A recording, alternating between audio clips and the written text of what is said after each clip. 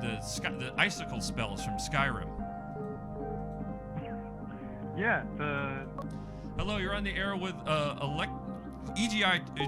It's the spreadsheet. it's the spreadsheet. And who am I talking to? Where are you calling from? What are you buying? What do you play? Yeah, that's the matter, isn't it? I'm Damien. Damien. I'm from Portland, Oregon. Yeah. I should be writing these names down because there's so many names that I'm learning. Second D name of the evening, there's Dominic. Mm-hmm. And he was well, you got the boss, He right? was from the Finger Lakes. Cool.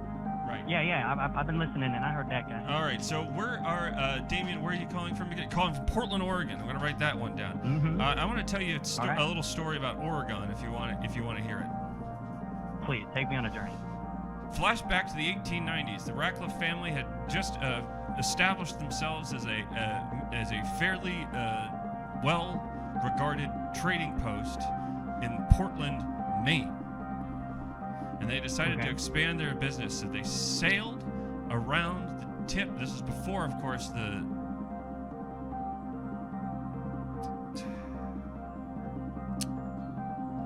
easy way to get from one part of the continent to the other one through by sea, which of course was the Panama Canal.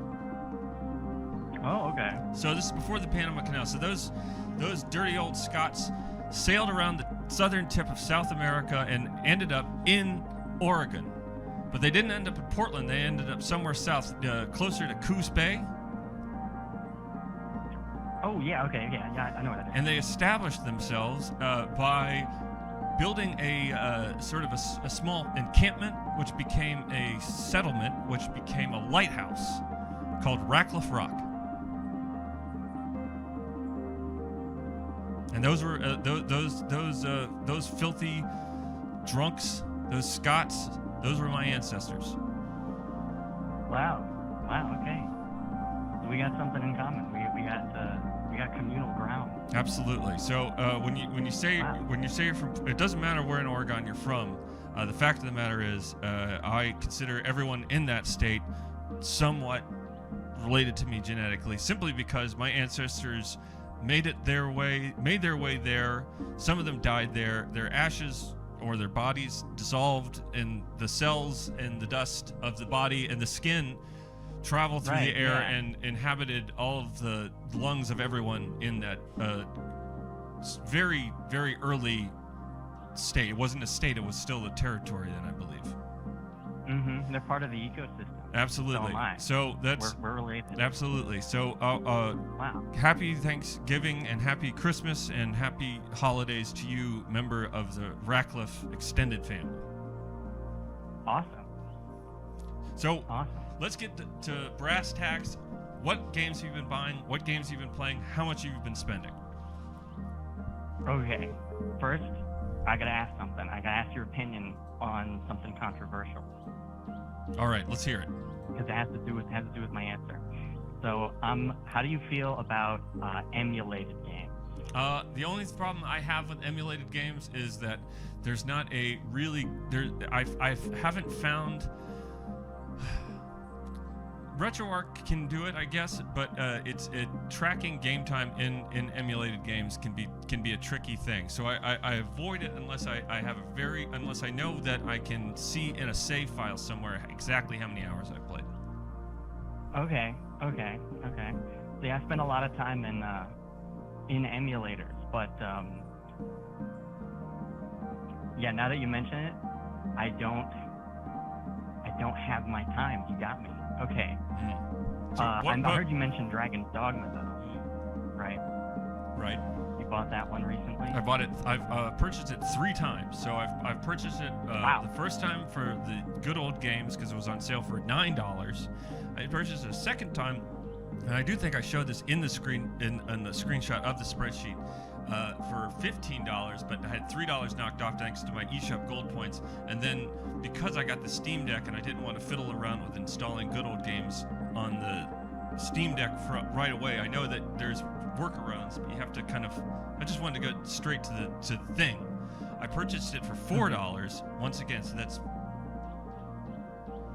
close to 9 plus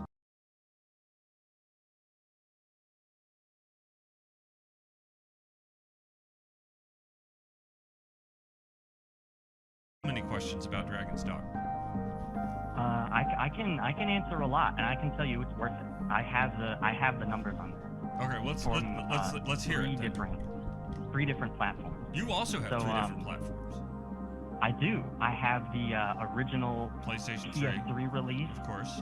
And the original PS3 of the Dark Arisen expansion. Did you get? That's where you're really gonna get your money. Absolutely. So That's did really you play? Did you own the original PS3 one and then buy the Dark Arisen DLC, or did you buy Dark Arisen as when it came out? Yeah, I got Okay.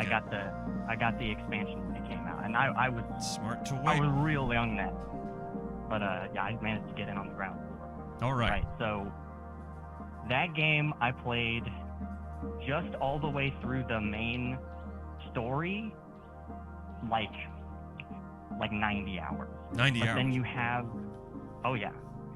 But with the expansion, that's gonna give you like, I'm just talking averages right now, not my personal time, but the expansion is at least another 30, because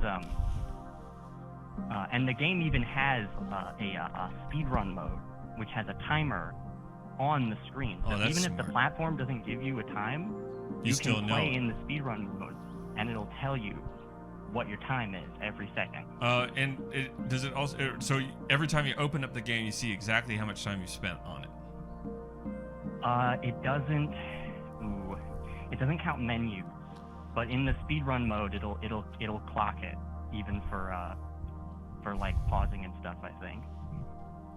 So okay, so you've got 120-ish hours. I always like to maybe round down a little bit, maybe knock about 10 hours off of something like that, 10% off in general. So let's say that's 110 hours. And how much did you spend on Dragon's Dogma Dark Arisen? That would have been release prices, so I think about $80. $80 for the Dark Arisen? For the total for the package? Whole, everything together. Got it. Yeah. All right. So that's it's still pretty good. And you said that there was other platforms, however. Yeah, so I played it again years later on the PS4 for maybe only $20 for the whole thing. And I played that, the whole thing, all the way through. Once again. For like 200 hours. Because the thing is, the game has a lot of ways to get more time out of it. The expansion is one of those. The DLC is one of those. But there's two, I don't want to spoil anything, but there's 2 endings. And if you pick one of the endings, you get a whole nother, like, half of the game opens up. So if you know what you're doing, you can pick the right ending, there's a lot of, like, hidden quests and stuff, a lot of hidden events. So if you really want to max up, there's probably guides you can look into for this. But if you really want to maximize your time, there's just an incredible amount of stuff you can do. There's like repeatable dungeons. There's like end game content, where you can kind of fight these super bosses to get all the best equipment. So if you're really like kind of maxing out your character, then you can get an incredible amount of time on it. So, and I mean, recently I just bought it a third time for $3. Haven't booted it up yet, but $3 on Steam. All right, so you've got what we're looking at right now, and this is me rounding down a little bit from that 200 hours that you mentioned. You still have 290 hours for $103. And have you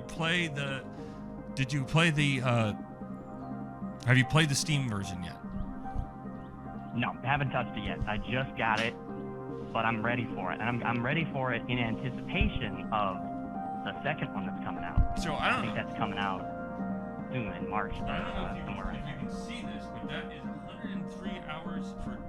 $103 for 290 hours of somewhere along the lines of 30 cents an hour. Wow. Yeah, it's pretty good. Doesn't beat that guy earlier, the Dead by Daylight. No. Caleb is some kind of a different type of thing. It reminds me a lot of the characters, the character Martin Broadcloak from the Dark Tower series and comic books. You read those? No, I stay away from Stephen King. Too scary? Too much cocaine. But yeah, too scary. Fair enough. Thank you for your call. Again, Damien from Thank you very Portland, much. Oregon, member of the Ratcliffe extended family by way of dead skin turned to dust. Awesome. All I'll right. treasure that dust. So let's go ahead and check in again with